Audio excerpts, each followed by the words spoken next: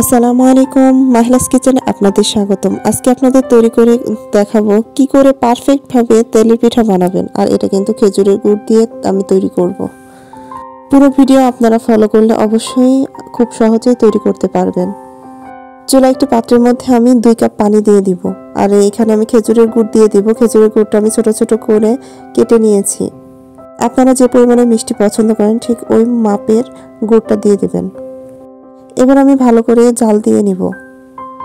আশা করি ভিডিওটি না টেনে সম্পূর্ণ দেখবেন। আর এভাবে কিন্তু অবশ্যই আপনারা পুরো ভিডিওটা ফলো করে যদি তৈরি করেন তাহলে 100% পারফেক্ট তেলের পিঠা তৈরি করতে পারবেন। দেখুন গুড়টা কিন্তু খুব ভালোভাবে আমি জাল দিয়ে নিয়েছি। এরপরে সামান্য একটু লবণ দিয়ে দিব।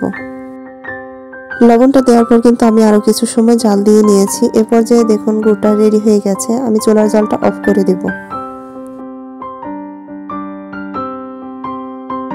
এবার আমি একটি বাটিতে দেখুন এখানে আমি 3 কাপ চাউলের গুঁড়া নিয়েছি। আর এটা কিন্তু ভিজা চাউলের গুঁড়া।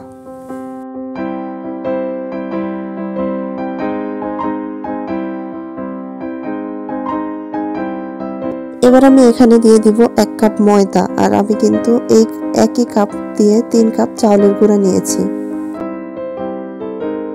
3 কাপ চাউলের গুঁড়া আর 1 কাপ ময়দা আমি খুব ভালোভাবে এবার হাত দিয়ে একটু মিশিয়ে নিব। ময়দাটা দেওয়ার কারণ হচ্ছে পিঠাটা নরম থাকবে, পিঠাটা শক্ত হয়ে যাবে না।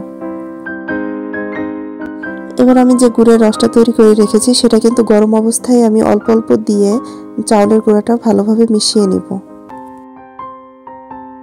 একেবারে আপনি সম্পূর্ণ রসটা দিয়ে দিবেন না, তাহলে কিন্তু তেলের পিঠার গোলাটা পাতলা হয়ে যাবে।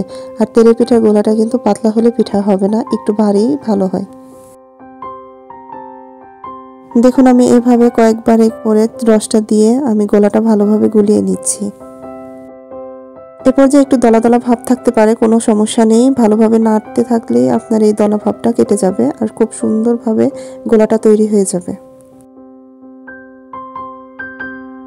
দেখুন আমি কিন্তু তেলের পিঠা তৈরি করার জন্য গোলাটা একদম পারফেক্ট ভাবে রেডি হয়ে গেছে।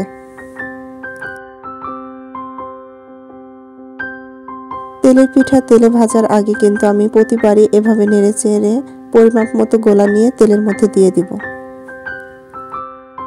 চুলায় আমি আগে একটি পাত্র বসিয়ে তেল দিয়ে দিয়েছিলাম। তেলটা গরমও হয়ে গেছে। এরপর যে আমি পিঠাগুলো দেখুন ভেজে নিচ্ছি। আর তেলের পিঠা তৈরি করার সময় কিন্তু চুলার জালটা একদম হাইতে রাখবেন না, মিডিয়ামে রাখবেন, তাহলে পিঠাগুলো ভালো হবে। আর দেখুন মাশাআল্লাহ প্রথম পিঠাটাই কিন্তু খুবই ভালো হয়েছে।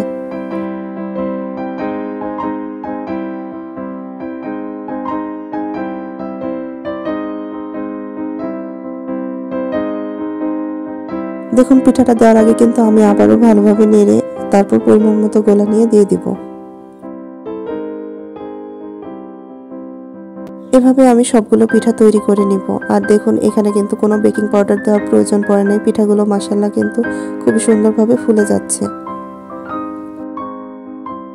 আর খেজুরের গুড়ের পিঠা কিন্তু অসম্ভব মজাদার হয়। আপনারা যদি খেয়ে থাকেন তাহলে অবশ্যই জানেন। আর এভাবে যদি আপনারা তৈরি করেন অবশ্যই কিন্তু আপনারা বাসায় পারফেক্ট ভাবে খেজুরের গুড় দিয়ে তেলের পিঠা তৈরি করতে পারবেন। অনেকেই কিন্তু খেজুরের গুড় দিয়ে তেলের পিঠাটা তৈরি করতে পারে না, কিন্তু এভাবে কিন্তু আপনারা অবশ্যই বাসায় চেষ্টা করে দেখবেন, ইনশাআল্লাহ পারফেক্ট হবে। আর ভিডিওটি ভালো লাগলে কিন্তু অবশ্যই লাইক, কমেন্ট ও সাবস্ক্রাইব করে আমাদের সাথেই থাকবেন।